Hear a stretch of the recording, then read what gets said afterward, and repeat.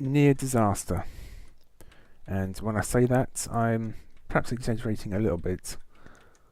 But if you recall, last time I was messing around with these lights, I'm waxing lyrical about getting it looking really good. But what it turned out I've been doing for the months previous is when I was messing around with these two key values here, I actually was misinterpreting their effect.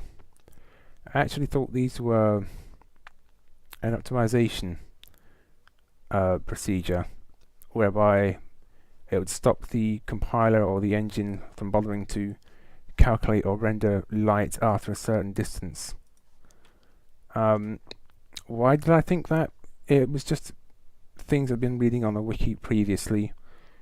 I think it was some of the other entities that actually stopped models drawing after a certain distance. And for whatever reason, I'd started to assume it also worked for the lights, which was a pretty silly thing to do. And so on the back of that, I had actually gone around all my lights in this map in particular, and I had been setting the distance on them. You can see, well, there's one still in effect here, but you can see they're all now back to 0. However, I had set most of them to various random values. If I go close to one, you can see in this view and on some of the other views, these two circles here, they're a visual guide as to the distances, and there's some mathematics going on behind the scenes which alters the way the light looks. And by changing these two values, I was actually making the light look much, well, it looked okay to me still, but that when you're adjusting something by small increments each time, you can end up not realizing that you're making it look much worse in the long run. And I think perhaps that had been the case in for some of the lights, but other ones like these ones, they were okay because these ones actually come on and off, and I wanted them really localized. But other ones like these ones in the hallway ended up looking quite different to what I wanted. So I can mess around with it here, and you should see the light change suddenly if I just put some random values in. Oh, and it's not working on that one. That's interesting.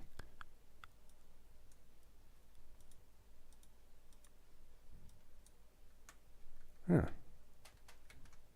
Where's the rest of the lights gone? Oh, maybe I just didn't notice it. Let's try again. Oh, there you can see. There you can see the light change when I messed around with these two values. So I'd have gone around and done that months and months ago on all of the maps, and this one in particular. And the last few weeks, I've been correcting all the light in this map, removing these two values.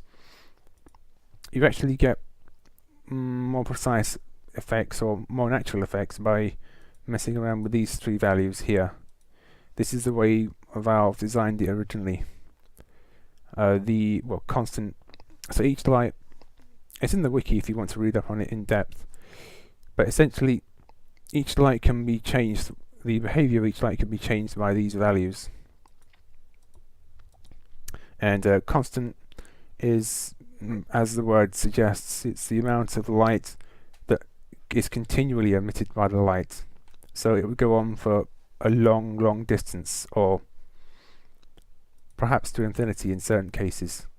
So with this setting here, I'm saying I want quite a bit more light to go much further on this light. If I set it to 0, you can see the intensity changes much closer to the light source.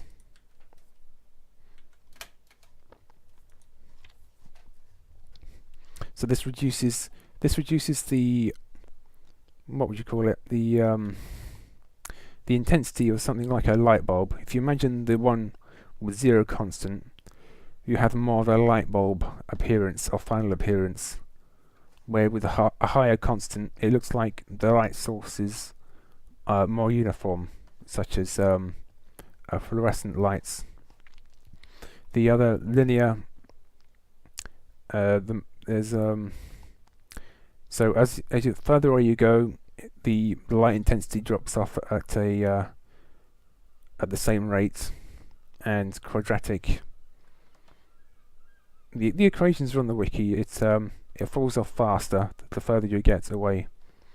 But when you change these two values, the engine starts ignoring the others, and that's why the lighting was starting to look a bit of a mess.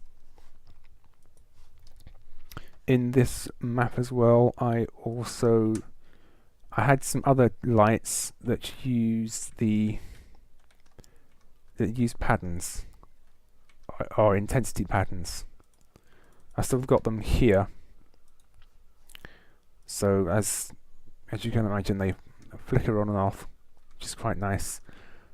But they can cause lighting problems and errors in the map and take longer to compile.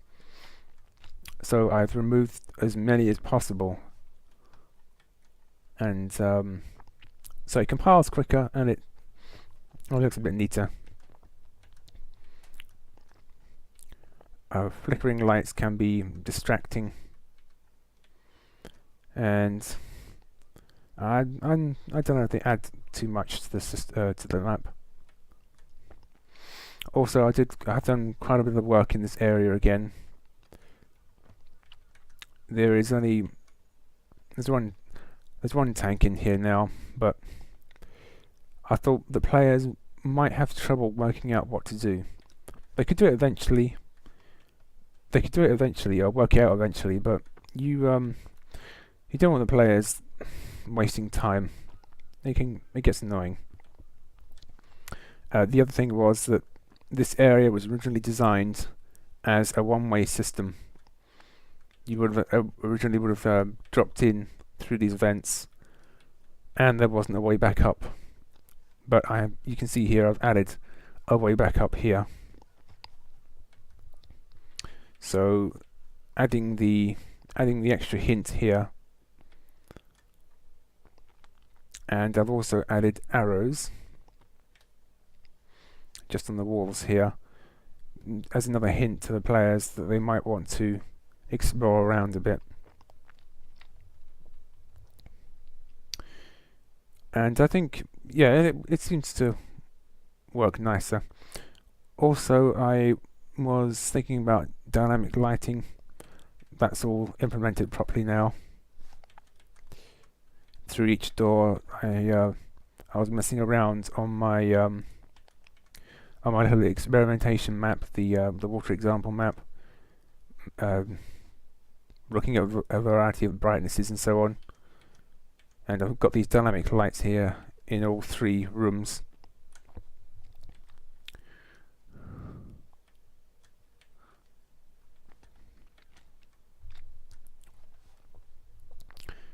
Because that was to do with the cube map problem, if you remember.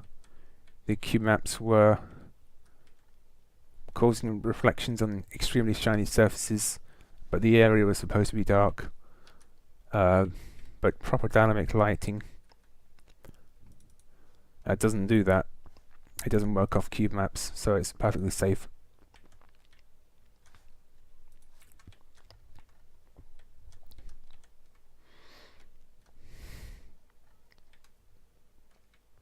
Down here also was the exit doors. These are actually, I made these to work properly, like proper lift doors, like all the others. Because this lift in here, or elevator in here, works properly. you can call it from any floor you like, and it will go up and down just like the real thing. Well, just like a lift. But I've forgotten that it's possible for players to come down the ladders still. That was a criticism of the map layout originally, that there were far too many ladders in the campaign, but they're still in here as an option. And with the doors closed, there was no way to exit the map. So I've removed the doors, and now they're just the bits of geometry stuck open permanently. So you can just exit straight through if you happen to jump out the lift at any time. And I think that's it. I've got to do the lighting changes to my other maps, because I've actually done that. I've actually worked that that horrific mistake through some of the other maps. It's not as bad or extensive as on this map, because this one's particularly large. Zen's pretty bad with respect to that, but there aren't too many lights overall on that one, so it shouldn't take too long. I'm never going to promise that I'll be done soon ever again, because honestly, I don't know. I'll be finished one day. Goodbye.